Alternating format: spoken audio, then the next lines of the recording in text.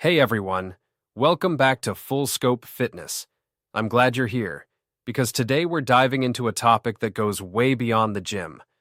We're talking about excess weight and its impact on global health, and what we can do about it, one choice at a time. So let's start with a stat that might surprise you, or maybe not. Between 1980 and 2008, the average global body mass index, or BMI, increased steadily, about 0.4 to zero point 0.5 points per decade for both men and women. That sounds small, but over time it adds up in a big way. By 2008, over 1.46 billion adults were classified as overweight, and over 500 million were living with obesity. That's more than the population of the US, Europe, and Japan combined. And here's the kicker.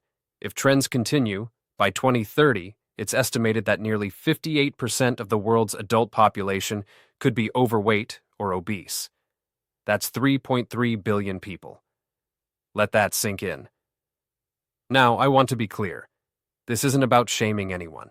It's about understanding the scale of the issue, the health risks involved, and the kind of support we need to create meaningful change. So, why does this matter? Well, having a raised BMI isn't just a number on a scale. It's linked to higher risks of type 2 diabetes, heart disease, stroke, and several cancers. And beyond the personal health costs, obesity also puts a huge strain on healthcare systems and economies. But here's the good news. Even a modest weight loss can make a major difference. We're talking improvements in blood pressure, cholesterol, blood sugar levels, and overall quality of life. That's empowering, right?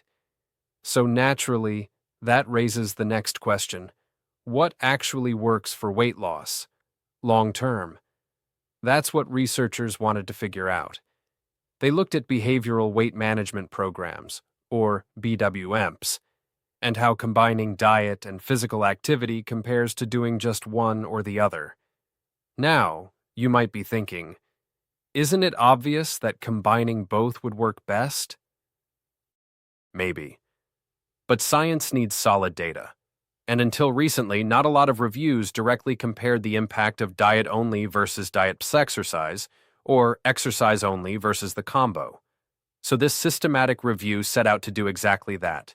Compare programs that included both diet and physical activity with those that focused on just one component. And it wasn't just a quick Google search. The researchers combed through over 2,200 studies, narrowing it down to 8 solid randomized controlled trials, the gold standard of clinical research. These 8 studies included over 1,000 adults from the US, Europe, and beyond. Most participants were women, with BMIs ranging from 29 to 37, and the programs lasted 12 to 18 months. So this wasn't a drop weight fast gimmick. These were structured, long-term interventions. So what did they find? Across the board, the combined programs, diet plus physical activity, led to more weight loss than diet-only or exercise-only programs, especially when those programs involved multiple in-person sessions and behavioral strategies like goal setting and self-monitoring. That makes sense, right? If you're changing how you eat and how you move, plus getting some coaching and accountability, you're more likely to see results. But here's the key takeaway. It's not just about the food or the workout. It's about how those habits are taught, supported, and sustained over time. Let's break down a few details. Most diet components were focused on calorie restriction and low-fat eating. Physical activity included brisk walking, aerobic training, and strength workouts, done about 3 to 5 days per week. Programs were led by dietitians, clinical psychologists, and physical therapists. And consistency was key. Some programs had up to 200 contact sessions over a year. Think about that. That's more than just a meal plan and a gym membership. That's education.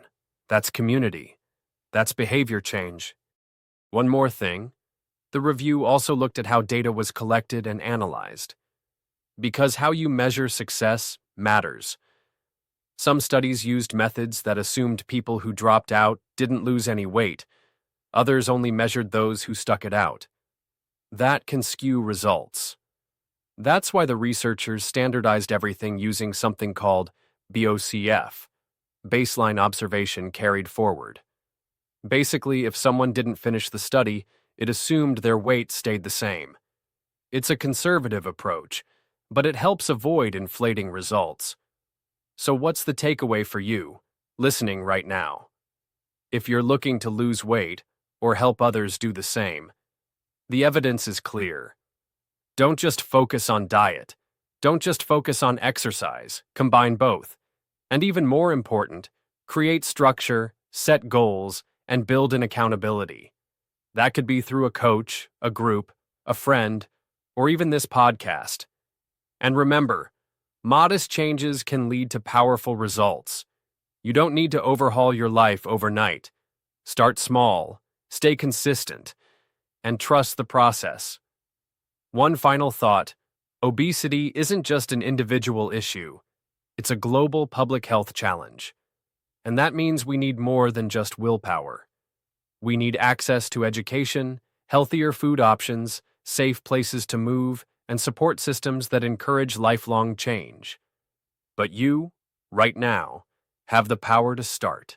With every meal, every walk, every workout, you're voting for the future version of yourself. Thanks for being here today on Full Scope Fitness. If this episode gave you something to think about, or helped you feel a little more empowered, send it to someone who might need the same. Stay strong, stay informed, and as always, keep moving with purpose. I'll see you next time. God bless.